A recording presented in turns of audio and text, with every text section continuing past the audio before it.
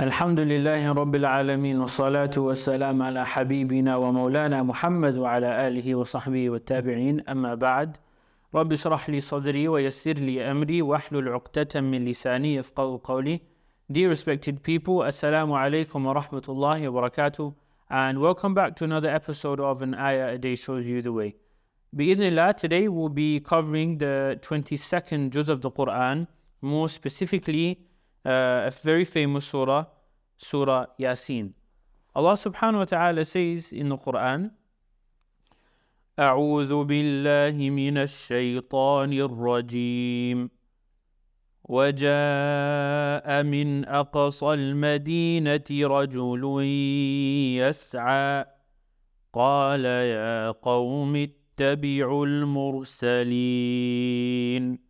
Allah subhanahu wa ta'ala says in translation, and a man came running or walking with effort from the farthest part of the city, and he said to his people, follow the messengers.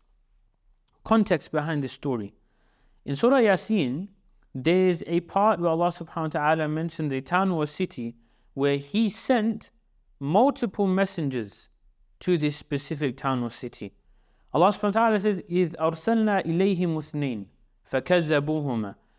And when we sent two messengers to this place, to this town or city, they were denied. فَعَزَّزْنَا بِثَالِثٍ. Then we reinforced them with the third one. So now, subhanAllah, there are three messengers in this place. And it was told that, that it was told to those people that we are your messengers.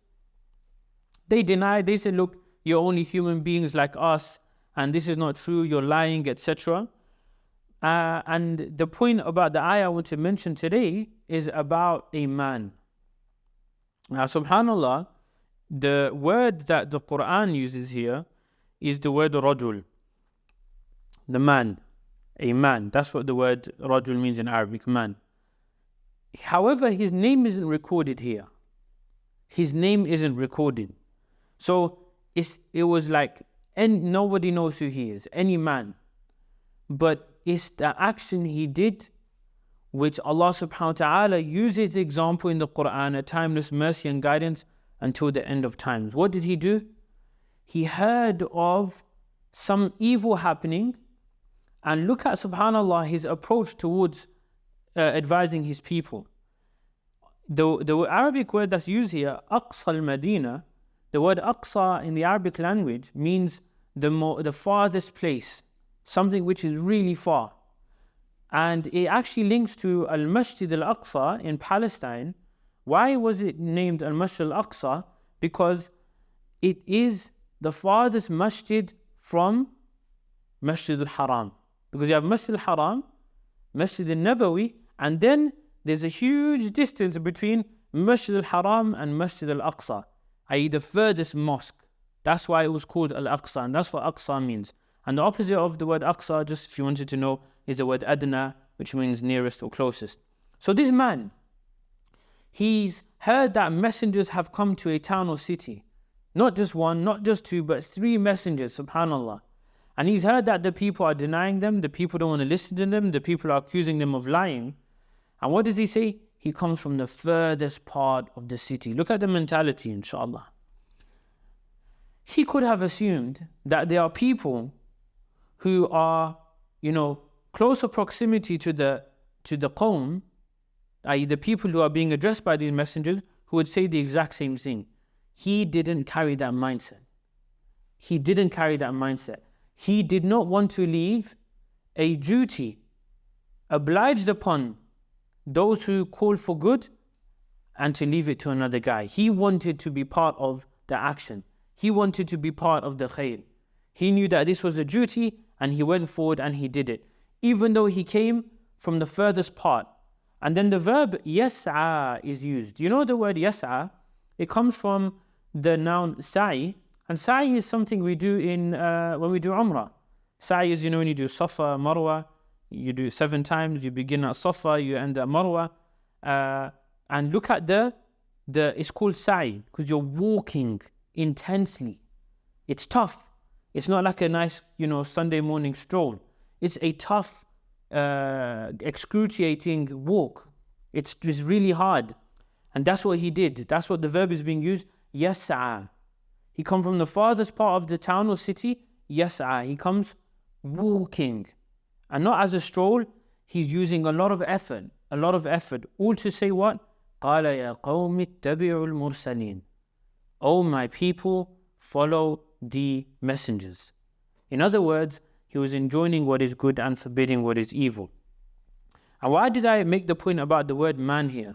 You know, we live in a funny time where, you know, human beings are kind of rediscovering their genders.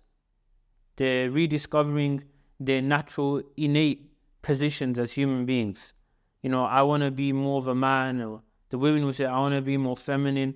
And it's due just to the way the world is designed. And sometimes they can be taken to strange extremes. You know, so for example, and this is not like kind of putting this down, but you can see that there's a crazy intense level of focus on the fitness industry. You know, you need to train this many times and weigh out your proteins and etc. But when it comes to speaking out against atrocities, how comes it doesn't, you know, balance? The same amount of people that are so bothered, the Muslims who are bothered about, you know, growing their biceps and getting PBs in bench presses and squats and then taking on martial arts, why isn't that correlated with the amount of Muslims, strong Muslims, that are speaking out against what's evil in society? Because Allah uses the word rajul here. And what does the rajul do? He walks from the farthest part of the city to speak out against what's evil and to enjoin what's good. So one sifa, one characteristic you see from the Quran is that the man, and that's how Allah has referred to him as a man, not as any person, a man. One of the characteristics Allah attributes to a man here is speaking out against what's evil. Subhanallah. And another point you learn from this is that even though there were messengers who came at the time, this man didn't carry the mindset that, subhanallah, you know, these messengers, they can handle it, they can do the job. I'm sure that they are much more capable than I am. I'm sure they have a skill set. They were chosen by Allah to go and, you know, give this dawah, give this message to people. So who am I? I'm just a man. And that's how Allah refers to him, as just a man.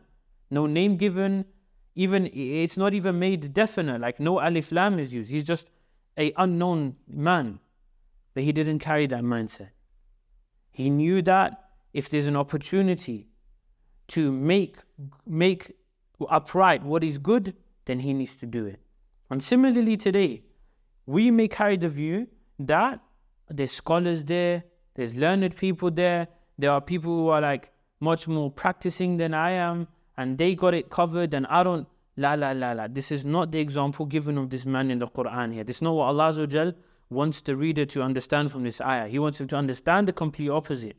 That we need more people to speak out against what is bad and more people to speak out for what is good. We need that. And you see the example of Palestine. Just imagine for a moment, there's 2 billion Muslims in the world. Imagine tomorrow morning, 2 billion Muslims, all of them, put their stick in the ground and they demand for the true liberation of Palestine. Isn't that going to have an effect? Isn't that going to shake the world? But it's not going to happen if we carry the mindset that there's people who are more entitled and more proficient and more skilled in that space. When it comes to making upright what is good and shunning what is evil, every single human being has a duty from Allah subhanahu wa ta'ala to do this, because Islam calls for justice.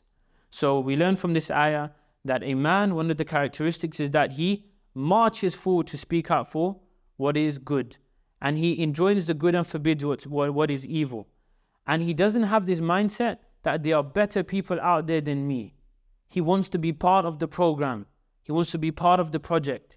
He wants to carry this khair and this goodness to the world. So I pray inshallah we took benefit from this ayah. All good was from Allah Azza wa Jal. All bad and shortcomings were from myself. Please forgive me and overlook them. Inshallah ta'ala, I'll see you tomorrow for another episode. Until then, barakallahu feekum. Wassalamu alaikum wa rahmatullahi wa barakatuh.